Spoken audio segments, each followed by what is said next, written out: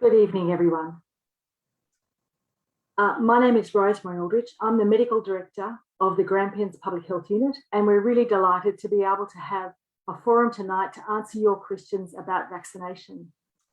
So we have a stellar panel of folk lined up to answer your questions, including from Ballarat Health Services, from Ballarat Community Health, from Western Victoria Primary Health Network, from the Ballarat and District Aboriginal Cooperative, from the Ballarat Regional Multicultural Council, and from the Grampians Public Health Unit, Operations Director Robin Wilson and Public Health Physician Dr. Rob Grenfell. I'd like to thank our Auslan interpreters for joining us tonight and to remind the community that we do have Auslan interpreters available by request at the Multicultural for anyone in our deaf community who is seeking a COVID-19 vaccination. We'll try to answer your questions, but if we don't get through them all, we'll have answers available on our Facebook live stream tomorrow on the Ballarat Health Services site. I'd like to commence tonight by acknowledging the traditional owners of the lands on which we meet. I'm on Wadawurrung country, and I'd like to pay my respects to elders past, present and emerging, and welcome all First Nations people here tonight. And to kick the night off, I'd like to ask Robin Wilson to give a brief update regarding COVID-19 in Victoria and COVID-19 vaccination in our city. Over to you, Rob. Hi, everybody. Well, thank you for having us this evening. I'll just run over some numbers of our vaccination rates in our region and in Ballarat and the state of COVID in Victoria at the moment. Today, there was 1,842 new cases of COVID, or yesterday, reported this morning, diagnosis from yesterday of COVID. We have a total of 28,523 active cases in Victoria at the moment. Of those, there are 72 active cases in the Grampians region and 56 active cases in Ballarat. Of all the active cases in Victoria, we have 786 people in hospital, and 11% of those 786 have been vaccinated. There are 147 people in intensive care, and 97 of those are ventilated. And of the 147 in intensive care, 4% have been vaccinated. The Victorian deaths since the beginning of the pandemic is 993. At the moment in Ballarat Health Service, there is no one in hospital with COVID, but the Ballarat Health Service at home is managing all of the positive cases who live in Ballarat and around, and a number of them are being looked after by the health service in Dale Street. The vaccination rates for the Grampians, we're over 95% of the people of the Grampians region have had dose 1, and over 70% have had dose 2 of their vaccine, which is fantastic. Of the vaccines we have available at the Mercure, so the Grampians Public Health Unit manages the Mercure Vaccination Clinic and supports the rollout of the vaccine across the region and works with all our partners, health services and other health providers across the region. We have Pfizer, which is available by appointment, and that's available, and that's 3 weeks between doses. Astrazeneca is available for walk-ins or appointments if you prefer, but for walk-ins, and there's 6 weeks 6 weeks between doses for those, though you can have the second dose within 4 weeks. And Moderna, which is available also as for walk-ins, and that's 4 weeks from between doses.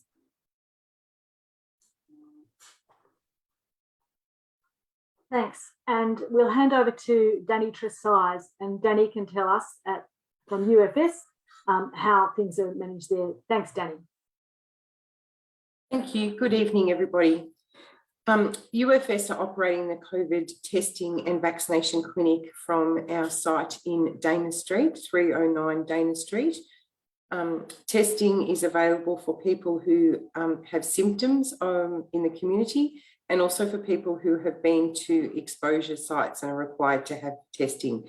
Unfortunately, we're not able to do testing for people for travel or pre-surgery there, but there are options in our community for those people. Testing is by appointment, and you can ring the clinic to make an appointment, or you can make an appointment online, and the links to those are on our Facebook page and our UFS website. We're also offering vaccinations at that clinic in a separate part of the building. We are able to offer Astrazeneca and Pfizer for people who want those options. And our clinic is by appointment for those as well. So you can call the clinic, or you can also book appointments online. We are running a special evening clinic tomorrow night for those workers in hospitality and retail who are required to have their second dose of vaccine so that they can continue to work. And you can ring the clinic to book an appointment for that evening session. The UFS pharmacies are also offering vaccinations at most sites, and they have AstraZeneca and Moderna to offer the community.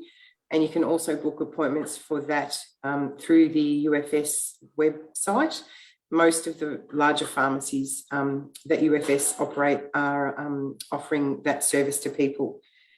And I might hand over to Louise Fury from Community Health to talk about what they're doing. Thanks very much, Danny. Good evening, everyone. My name's Louise Fury from Ballarat Community Health, and I want to let you know that we now have a dedicated vaccination clinic located at 260 Vickers Street, Sebastopol, and people can either ring us or book in. We provide Pfizer, and we also provide AstraZeneca, and we're providing third doses for people with weakened immune systems. We also work with the public health unit and provide pop-up clinics for those people and those areas where vaccine access can be difficult. I guess the next thing is for anyone that's interested in any of our services and programs that we run at Ballarat Community Health, to pop onto our website. There's a range of services that can support people. There's phone numbers, there's online booking information. So please pop onto the website and have a look at our services. I'll now pass on to Linda Govan. Thank you. Thanks, Louise, and good evening, everyone. My name is Linda Govan, and I'm one of the regional senior managers for Western Victoria PHN. And I'm speaking to you this evening from Wadawurrung country. For those of you who don't know what a PHN is, Western Victoria Primary Health Network is one of 31 PHNs across Australia, and our PHN covers the Barwon Southwest and Ballarat Goldfields, Wimmera Grampians region. We have a role in connecting and supporting healthcare services and providers within the primary healthcare system, with general practices being one of our most important partners in this work to support the health needs of our community. So one of our main activities in relation to COVID-19 in general practice during this time has been in supporting GPs to join the vaccine rollout and support their teams in this work, including providing education opportunities, information and guidance. And we often act as a coordinator and facilitator of information between the Commonwealth Department of Health and general practice. And as we know, there's been a lot of information for practices to absorb over the last 20 months. We've seen a steady increase in practices in our region becoming involved in the vaccine rollout within Ballarat. We have 21 general practices within the Ballarat LGA at the moment, with both Pfizer and AstraZeneca, and we continue to see new practices come on board, which is great. And when a practice puts their hand up to join, they're being onboarded within a couple of weeks now, so that's great. I'll put a link in the chat to the current clinics in our region. That's just a handy resource to have. And I'll also put a link in to Find a Pharmacy, which just highlights where pharmacies are and whether they've got AstraZeneca or Moderna or both. That's also a helpful resource. And one other key piece of work that we're doing at the moment is in supporting vulnerable populations to access vaccinations, acknowledging that Grampians Public Health Unit have done a huge amount of work all across this year in this space. So we've got some Commonwealth funding for general practices to do some more in-home in-reach for a range of groups, whether that's somebody with a disability, frail, aged, or other reasons that someone might find it difficult to access a vaccination. So that's those practices are being onboarded at the moment, and we've also got some extra funding for general practice to do some extra clinics, whether that's on the weekend or after hours, again targeting vulnerable groups. I think that's it. Back to you, Rosemary. Thanks. Thanks very much, Linda. I'm very mindful that our Auslan interpreter Kim is doing her very best to keep up, and we're going to try and slow down how we speak so that you're not so rushed. Thank you. It looks like we're handing over the interpreting. Thanks very much. Can I say that we in Ballarat have, since the beginning of the year really, since at least February, worked together with all of the agencies who are here tonight to ensure that we're providing vaccination to everyone in Ballarat who needs it. And that has meant that we've worked solidly to be identifying who can be offering vaccines, and we've worked in a coordinated way. And I think as a result, what we've seen so far across the Grampians region is, as of yesterday, 150,000 doses of vaccine given in the public clinics, matched, of course, by the work done by general practitioners and pharmacies. And just to put a bit more detail into that, we know it took 6 months to get to 100,000 in the public clinics, and only 6 weeks to get to that second 50,000. And so that's to the great credit of the teams that are offering vaccination, of course, but also to the people of Ballarat and the Grampians who've come out in droves to get their vaccinations, which, as we know, is the best defence we have against COVID. So we can see that there's a number of questions coming through our Facebook live chat, and we'll try and answer all of them.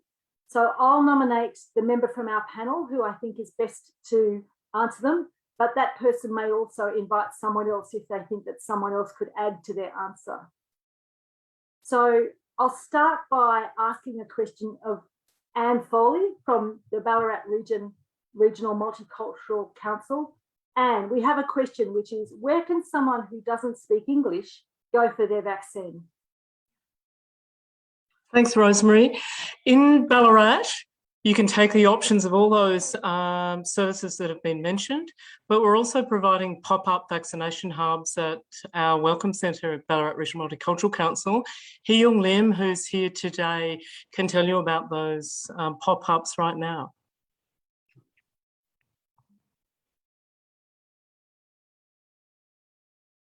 Hello, Hee-Young Lim from Ballarat Regional Multicultural Council.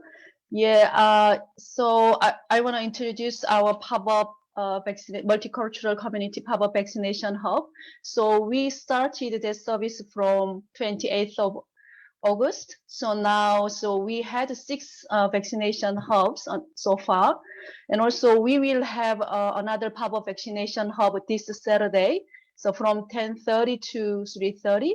So from the last Saturday, actually, not walk-in available because we had the 4 vaccination hub for first dose, and also from last Saturday we have our vaccination hub for second dose at the moment. But if you still haven't got vaccinated, and also if you wanna get vaccinated for first dose, in that case, yes, you can contact us to check out if there is some vacancy, because I can mention to you, so last Saturday, for example, so we had some vacancies because the people who already got their second doses in different place, in that case, we could provide the vaccine to other people. So please contact us to Ballarat Regional Multicultural Council. So we will have our vaccination hub this Saturday and also 8th of November.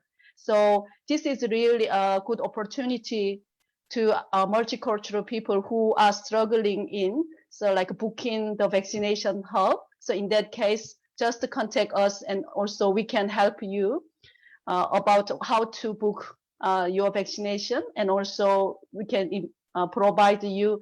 So in the vaccination hub, we also have an information desk for getting your vaccination certificate. It's also really hard for people who don't understand English very well, and also how to access that to get their vaccination evidence. In that case, this Saturday and also on 8th of November, so we will have information desk, COVID-19 vaccination certificate from 10:30 to 3:30 as well. So please keep in mind, and then if you need that help, please contact us. Thanks very much. Sorry, Lynn. excuse me. Sorry, can I just have that time again that it was open? Sorry. Yeah, 10:30 to 3:30. Thank you very much. Thanks, Priscilla. And we've just popped those contact details in the chat. Thank you. And Danny Tresize from UFS has reminded us also that UFS has access to an interpreter service if they know in advance that a person requires it. I have a question for you, Nikki Stifle. Nikki is our Ballarat Health Services Disability Liaison Officer. And this question says, I can't get to a vaccine clinic. What can I do? What disability support is available? Thanks, Rosemary. At the moment, we are exploring a range of options to help people get vaccinated in their home. We also have an option for people who can come to the facility but might need to actually sit in their car and have a vaccination, much like the drive-through vaccination options they have in more of the metro areas. We are working with Linda at the Primary Health Network to get a list of participating doctors who will go to people's homes, but we are hoping to have our own public health unit outreach model developing in the next couple of weeks. We are also getting a dedicated phone line if someone needs to give us a call. At the moment, we have one number, which is mine. So email is preferred because I do have a couple of colleagues that can help field the inquiries, but in the future, we will have a dedicated phone that will sit with our disability liaison office. And you can contact that phone number and ask us what the options are for you. And if there are other specific needs, we can work through those. Thanks very much, Nikki. Thank you. And this question is for Dr. Rebecca Quake, who is the Medical Director of the Ballarat and District Aboriginal Cooperative Medical Centre. Beck, can Aboriginal people go anywhere for their vaccine or only BADAC? Aboriginal people can go wherever suits them best. They're always welcome to come to BADAC, and we have our weekly clinics running, but they can go anywhere that suits them. Thanks very much, Beck. Dr. Rob Grenfell, I have a question for you. How do we know it is safe to get vaccinated if you're pregnant?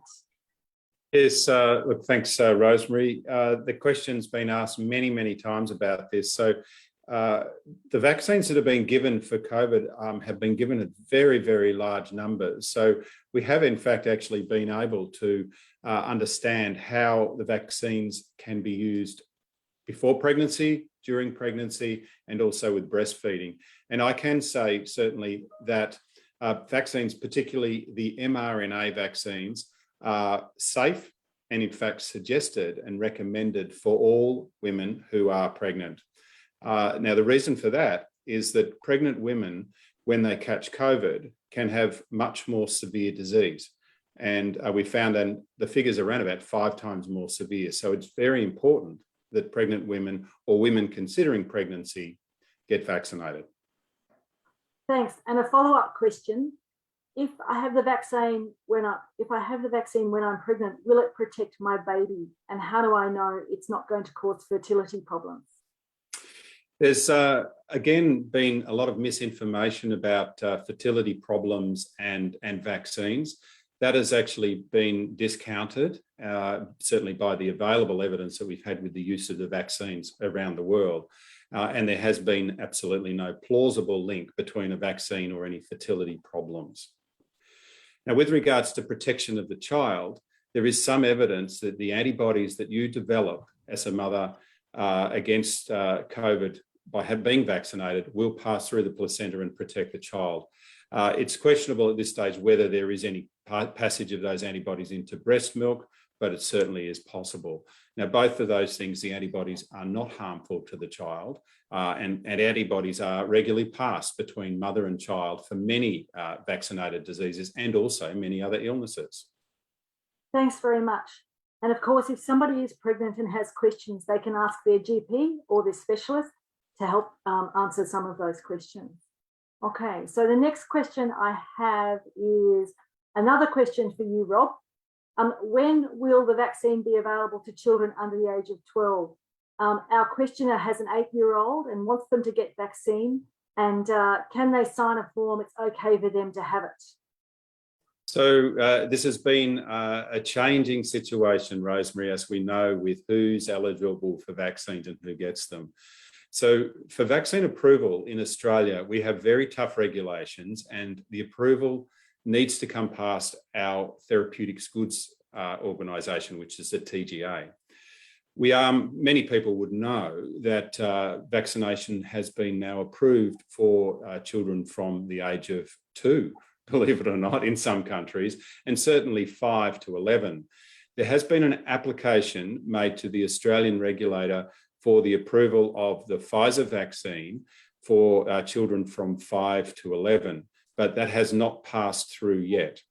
Now, the answer is what sort of dose? The dose is 1/3 of the adult dose for that age group is the suggested one. Now, may I also say that children at high risk of complications from COVID have been getting vaccinated anyway under guidance from their specialist paediatricians. So there are many children with quite special health needs which would have a considerable challenge if they were to catch COVID. So that's to do with specialist paediatricians deciding that at the moment.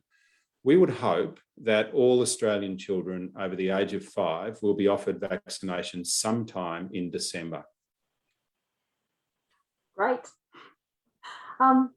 More questions for you, Rob. So when can a person get their booster shot? So I'm thinking they're meaning their 3rd dose by booster shot. And another follow-up question is, I know I can still get COVID even if I'm vaccinated, but how can I tell if the vaccine has worked enough to stop me getting really sick? So yes, you're quite correct, Rosemary. We are calling them 3rd doses, not booster doses. The primary course for all the vaccines has been 2 doses up until now. And for select people, we've been giving or now giving a 3rd dose. That 3rd dose is for people with compromised immune systems. So example, someone who has a leukemia or a blood cancer, someone who is getting dialysis, or someone who's taking tablets to suppress their immune system. That's the first stage of 3rd dose. And we may find that there'll be other populations added to that group in the first instance. But please be rest assured that on the best available international evidence, that a healthy person will have a robust immune response to any of the vaccines that we're using in Australia, and that will actually be sustained, as it appears at this stage, for certainly up to around about 12 months. So the issue of boosters is being considered again by the TGA, so watch this space. Now, how do you know if you've had a reaction to the vaccine or the vaccine is actually working? Simple answer, you don't. Because whether you actually had side effects or increased pain from the vaccine, it's evidence that the vaccine has been recognised by your body. But we certainly don't have evidence that the vaccine has or hasn't taken. These are very effective vaccines in the studies. So I think you can really be assured. We're talking vaccines that have effectiveness levels in the community, not the figures that everybody's been seeing on the research percentages, but in the community of 95+% decrease in hospitalisation. And that's the important figure to remember. Thanks very much, Rob. And what we know is that even though we can still get COVID, even if we're vaccinated, we know that a person who is vaccinated will get far less unwell than they otherwise would have got had they not been vaccinated. So this is a question for you, Robin Wilson. My vaccination records aren't showing on MyGov. How do I get them? It's a very good question, and we get it. It's not uncommon because of the way the systems work, and they get into MyGov, into your record. So it depends where you've been to have your vaccine. If you've had your vaccine at the GP or at the pharmacy, you can head back into them and ask them to provide it to you directly. if you've had your vaccine in the state-run clinic across the region or in Ballarat, so that would be the McCure or in any of the health services in the region, you need to call the Department of Health vaccination line. And I'll put this in the chat, but the number is 1800 675 398 and give them a call and ask them to provide that certificate for you. Or you can go onto the website, and if you Google, or if you look in your search engine and look for missing immunisation history, you'll get the directions on how to get your vaccine certificate. Thanks very much, Rob Wilson. A question for you again, Rob Wilson, which is different vaccines are being used overseas.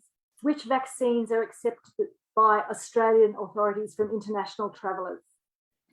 Okay, thank you. Another good question. So as you would have heard a lot about the vaccines we have in Australia currently. So Pfizer and Astrazeneca and Moderna are ones that we all have available in Australia at the moment. Also, the Janssen vaccine is approved. Sinovac is a recognised vaccine, and Covishield is also recognised. So there's about 4 others that are not yet recognised. That doesn't mean they won't ever be, but they're still being reviewed to see if they're going to become a recognised vaccine. So that's Pfizer, AstraZeneca, the COVID vaccine, Janssen's vaccine, Moderna, Sinovac, and Covishield. I'm sorry, very sorry. Just think those again. There was They're not AstraZeneca, and there's another 4 that haven't yet been. Yep. Moderna is a yes. Sinovac is another one. SC. Sinovac. Covishield. Thank you. And that was it. Yep. And we'll just swap now. Thank you. Thank you. Thank you very much, Priscilla and Kim. Thank you. A question for you, Rob Grenfell. Is the dose of vaccinations the same for a child as for an adult? So currently we're vaccinating children over the age of 12 or young adults over the age of 12, and it's the same dose that adults are receiving. And as I said, if and when the dose is approved for later, on the US experience, it's 1/3 size of the adult dose. But that's not approved yet. Okay. Another question for you, Rob Grenfell, and this is a comment from one of our viewers. I don't want to get vaccinated because I don't think it's safe. Why are we having to get vaccinated? Yeah, this has been a question we've all been asked, all of us across our services, many times through this pandemic. Let's start from what we're actually trying to achieve here. COVID is a very serious disease.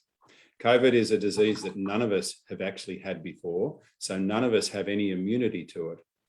And COVID itself can cause such severe disease that, one, you can actually die from it, and we've unfortunately lost a number of Australians, but millions of people globally. And we've been lucky in this country. On the other side of that is it can actually lead to severe damage to your body. Now, it doesn't necessarily happen to people who are sick or unwell in the first place. So fit, strong Australians have contracted COVID and now have what's called long COVID. So that's damage to their heart, kidney, lungs, and also their brain. So these are another reason why you don't want to catch the disease. On the other side of it, we've actually had some of the most studied vaccines ever produced.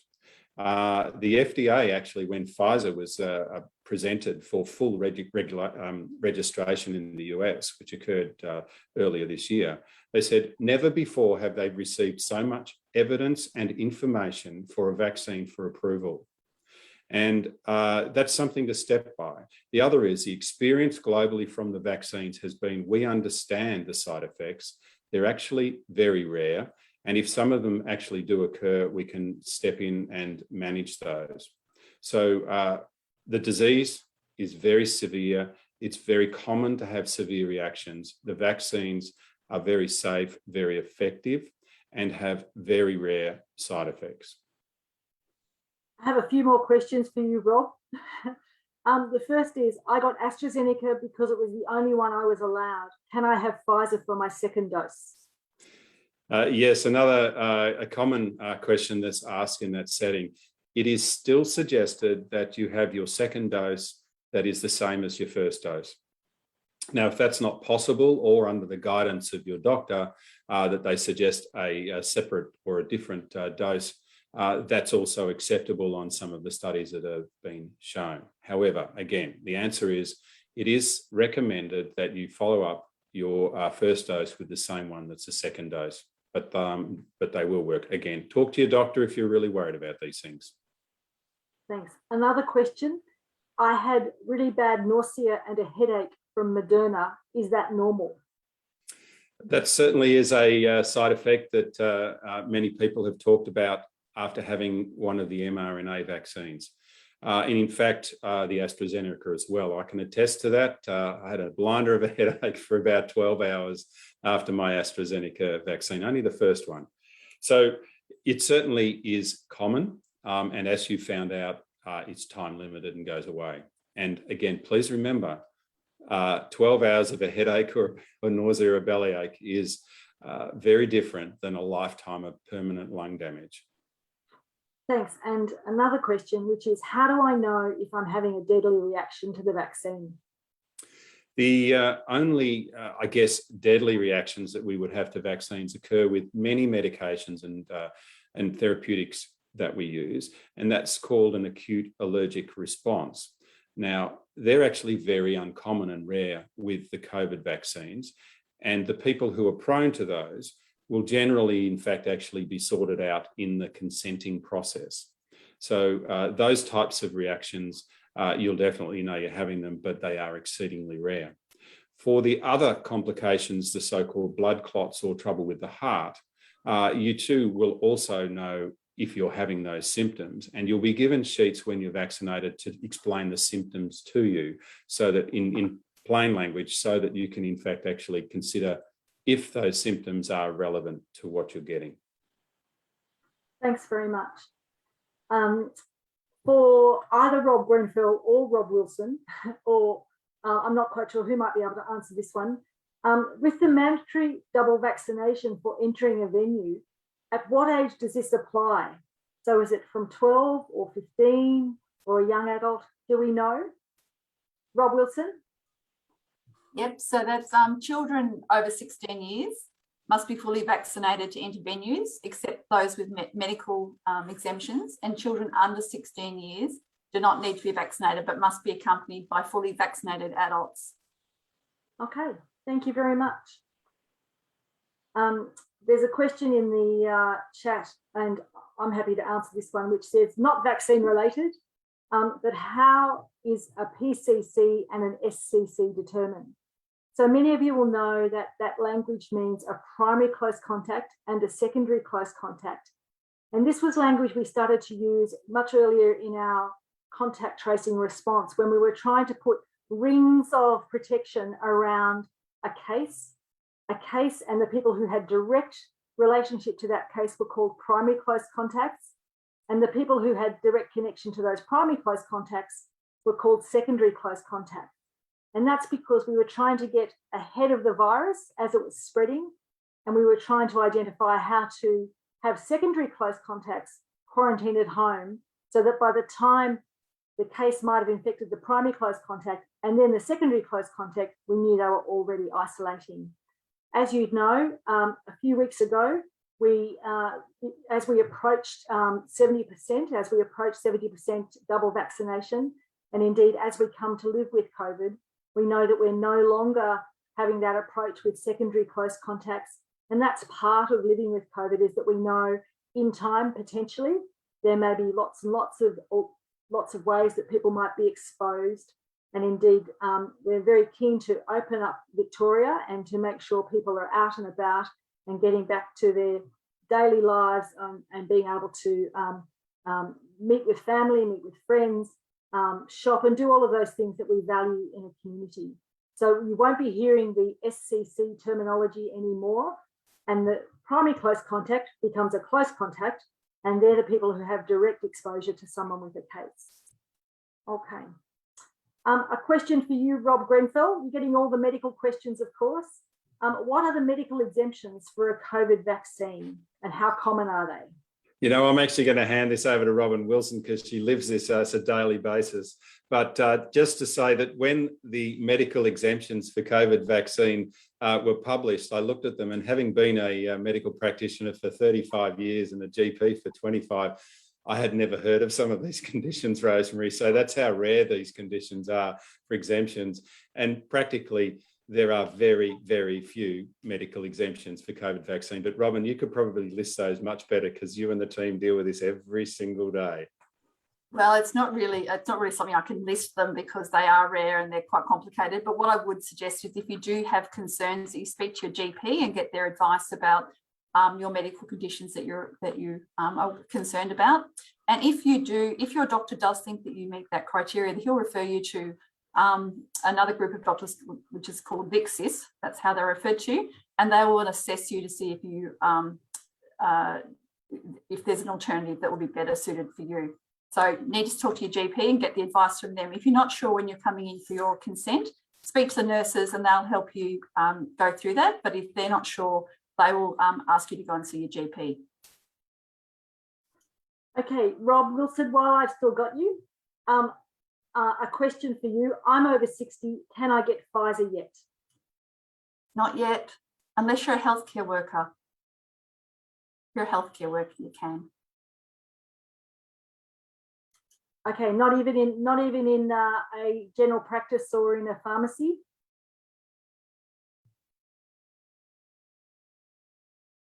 It looks like Danny's saying you can. So yes, maybe you can. Danny, I might just hand over to you. Can you take that one, please, Danny? Thanks. Sure. So it is confusing for the community because sometimes what the state government are doing is different to what the Commonwealth government are doing. So certainly at the pharmacies and at the UFS clinic in Ballarat, we can give Pfizer to people who are over 60. Okay, thank you very much, Danny. And we have some people attending tonight who are from further afield than Ballarat. So I might just ask to our panel some of the questions around this. So we have a question about recent exposures that we heard of in our media around Halls Gap and Stawell. So do we have any positive cases in Halls Gap and Stawell at the moment?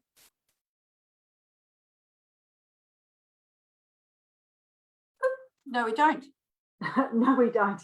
Sorry, finding the numbers. No, we don't. Sorry. Thank you. And a question for the Grampians Public Health Unit. If there was an outbreak in Stawell or Halls Gap into the future, would Ballarat Health Services send staff or have staff, well, and indeed I would suggest here, would Grampians Public Health Unit to send staff to support Stawell Regional Health? Is that for me?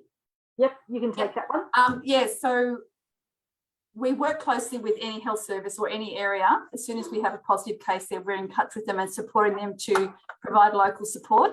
An exposure to if a positive case goes to your area, that's just an exposure. So there's, and then if you have one case goes there might be a bit more exposure, but an outbreak would be if we had many cases in one area.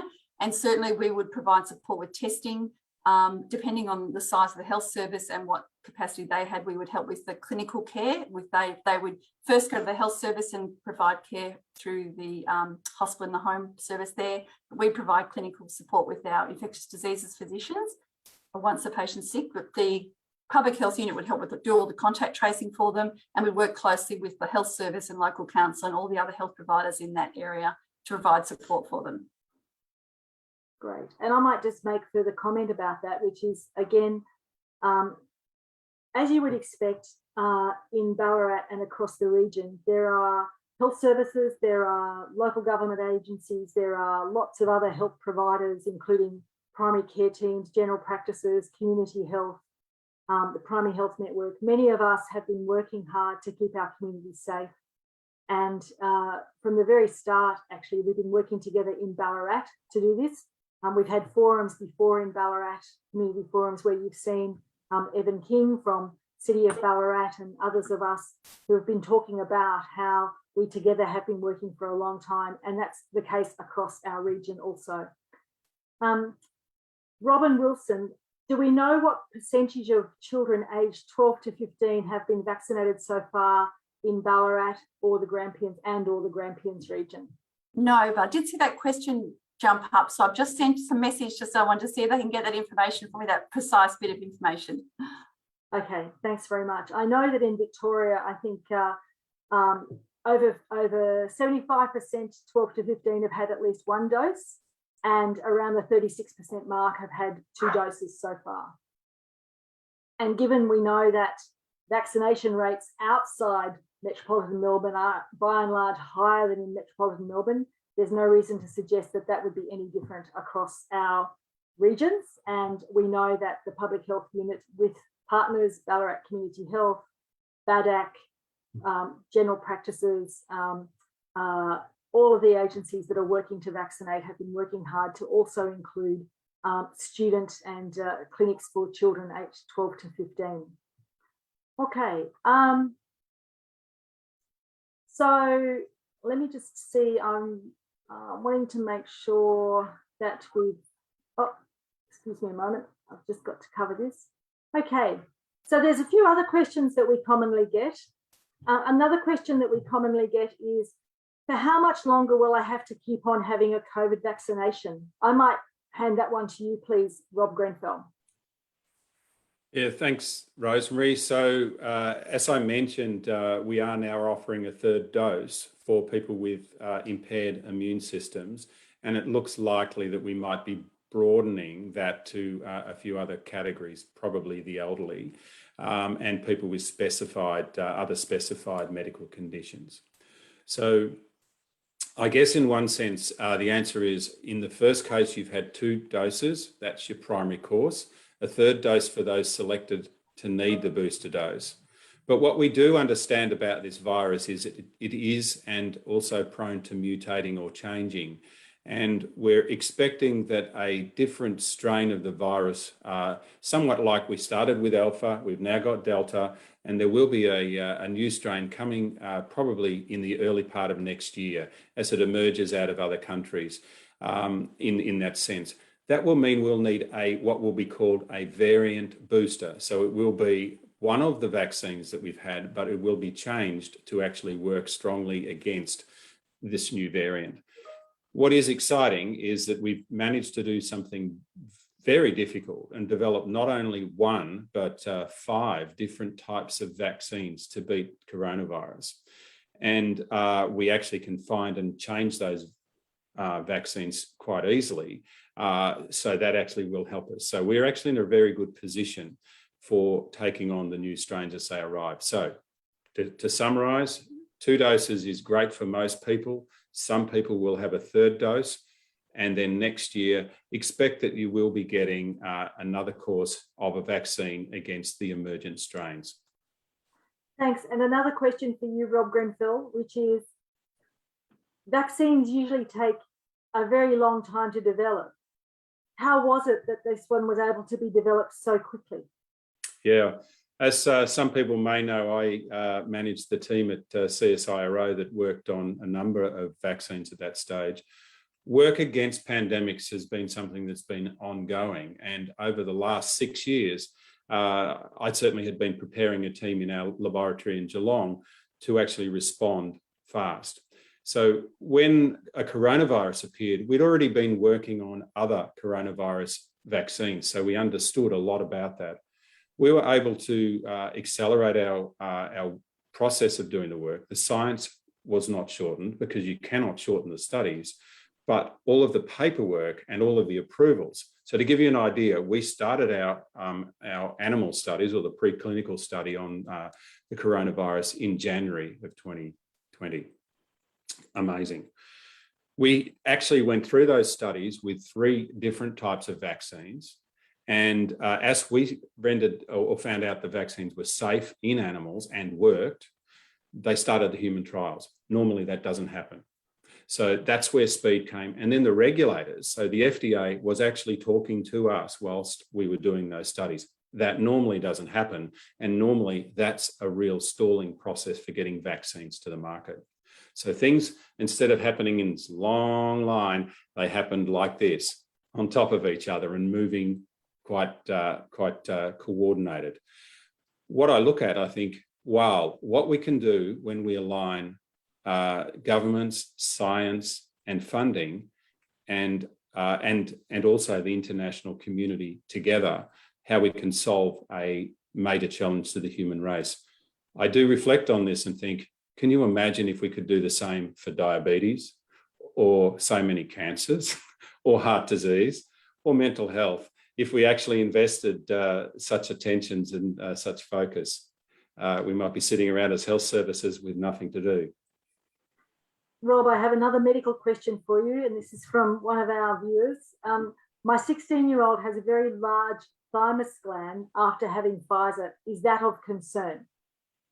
So I have to say that's a complication that I have not heard of related to Pfizer. Many things occur to people at many times of their life, and in most cases, it's a coincidence if it occurs after a new medication or a vaccine. It's very important that with the large thymus that you maintain close contact with your treating doctors, and it would really be for them and other specialists to determine if it was related or not.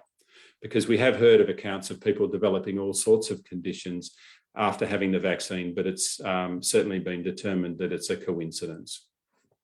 Thank you. And Robin Wilson, a question for you. What are the statistics of adverse reactions in and around Ballarat? I saw that question. I don't have the exact data on that, but we do keep a record of anything that happens in our clinic, anything that we're aware of that happens at the time. We keep a record of that and we make sure our processes are right.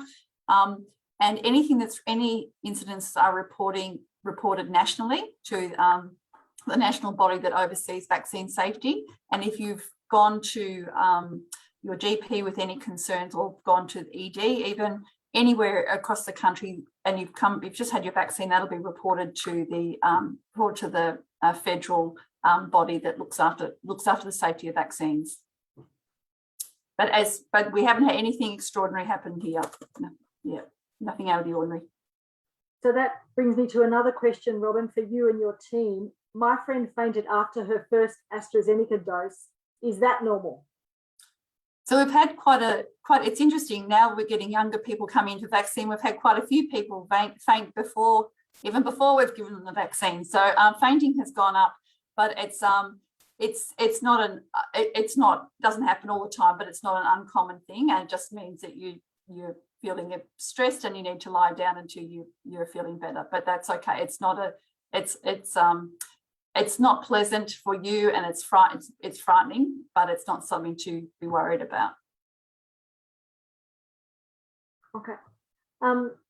Thank you very much. A question for you, Rob Grenfell. Does the vaccine have anything infective in it? Is it possible to get sick from the vaccine, from the actual infection, the actual virus that is or isn't in the vaccine? Simple answer is no. The vaccine has two components. One is the protein that is a representation of the little spikes that are on the outside of the virus. And that is so that your body recognises that the virus is foreign, and will also develop antibodies and immune system against it. The other component to the vaccine is what we call the vehicle. Now, the vehicle in the case of Astrazeneca is what's called an attenuated viral vector. So that is a harmless virus that actually assists in taking the protein in. With Moderna and Pfizer, the vehicle is in fact actually the capsule that's around the protein structure that comes into your body in that setting. And then with Novavax, which is touted to be released in Australia sometime in the new year or at the end of this year, it's a recombinant. So it's a buildup of a bit like Lego blocks of protein components. So that's vaccine science 101. Thanks very much. A question for you, Linda Govan. My GP gave me my vaccination. If I need other vaccinations next year in COVID, will my GP be able to give me those too? are we talking about a booster, or I think a third dose? A third dose. Well, we'll wait on the advice to come from ATAGI, but I would say that if it's approved to have a third dose, then general practice will definitely be able to do that for you. Okay. Thanks. Okay. Goodo. So, Robin, you now have the statistics for ages 12 to 15. I'll hand over to you. I have. Thank you, Brains Trust, Lisa Oro. So in the Grampians, for the 12 to 15-year-olds age group, there's 69% have had their first dose, and which is 1,919, and 14% have had their second dose. But in Ballarat, it's there are 74% of the 12 to 15-year-olds have had their first dose, and dose 2 is 13%. So 74% of the 12 to 15-year-olds is incredibly fast. So that's very impressive, Ballarat and Grampians. Well done. Well done, 12 and 15-year-olds. That is fantastic. That's great news. And as we know, there's been such an uptake of vaccination in the last 2 months or so, when we've had plentiful supply, that means that the state is open up from 11:59 tomorrow night. And hopefully when we get to 80%, which won't be much longer, then we'll be able to have movement between regional Victoria and Melbourne, and life will very much start getting back to normal.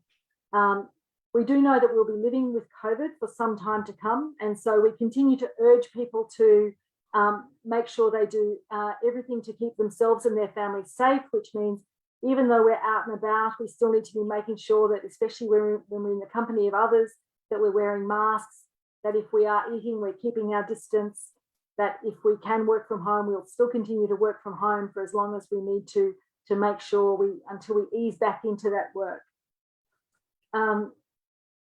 Another question, do we have suggestions for someone that has medical concerns that their GP can't answer with confidence? So we know that, Danny Tresice, would you like to give comment about the general practitioners you have on tap where you are? And also, we know, of course, there are GPs, people elsewhere as well. Danny, over to you. Certainly, at UFS, at our clinic, we have a GP on site who is available to people to answer questions when they come in for their vaccine. If they've got questions that they haven't been able to get an answer from their GP, or sometimes people don't have a usual GP and want to ask questions. So we have a GP available who's able to do that. I think Community Health, Louise, you might want to take over from me, but Community Health have that as well. And also out at the Mercure, they offer that as well. There are doctors on site who can answer people's questions. And if you've got an appointment for a vaccine and you've got questions, you don't have to commit to having the vaccine there. You can always go away and think about it and then come back if you want. But we certainly have GPs who are working at our clinic, you know, and are well versed in questions that patients may have. We also have the opportunity to contact the specialist service VIXIS that Robin talked about earlier. If there are questions we can't answer, we can go to that specialist team and get an answer for people. And Danny, while I've got you, I'm wondering if you can tell us what arrangements you might have for people who can't get to the vaccination clinics during normal hours or on a weekend because of their own work schedule or something like that. So we do try to be flexible to get the vaccine to people. We all want to see Victoria hit its target so we can get back to a normal type of life.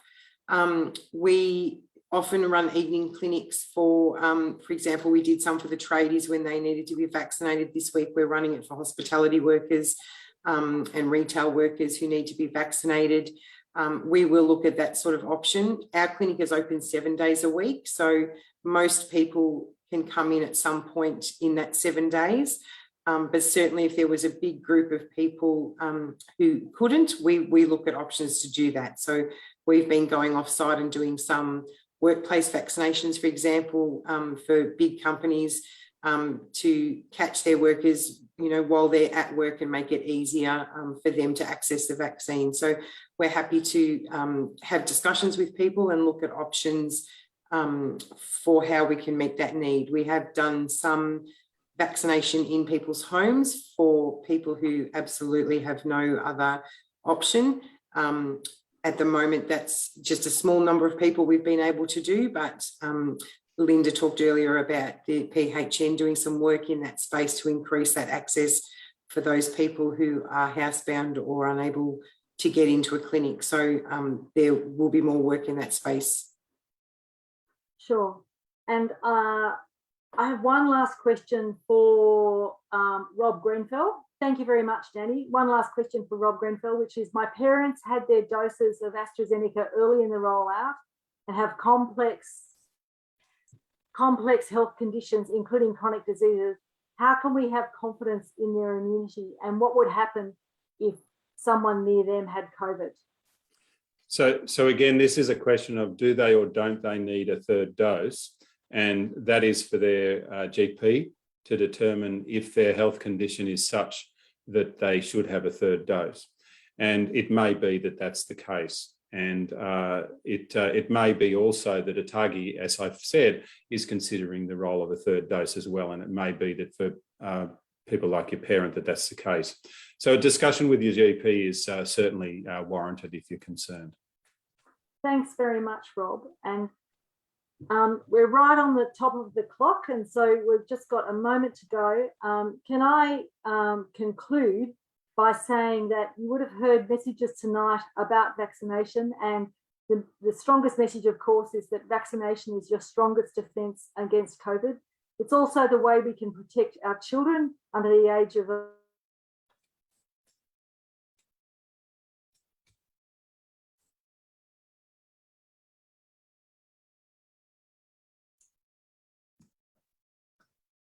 There's a silence of the internet that collapses. We seem to have lost Rosemary. We might do a bit of a wrap up here.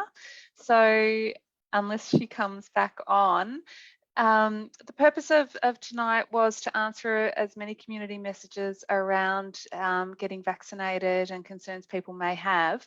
So the concluding comments really are that if you can get vaccinated and you haven't, please do as soon as possible. The City of Ballarat have a great website which lists all the places you can get vaccinated in Ballarat. We'll pop that link into the chat, and any questions that weren't answered, we will provide answers in the chat as well. So we're sorry if we didn't get to you, and we thank everyone for joining us. And please continue to send through questions on the chat as well if you still have unanswered queries and concerns. Thanks everyone for joining us, and thanks to the panel tonight for their time.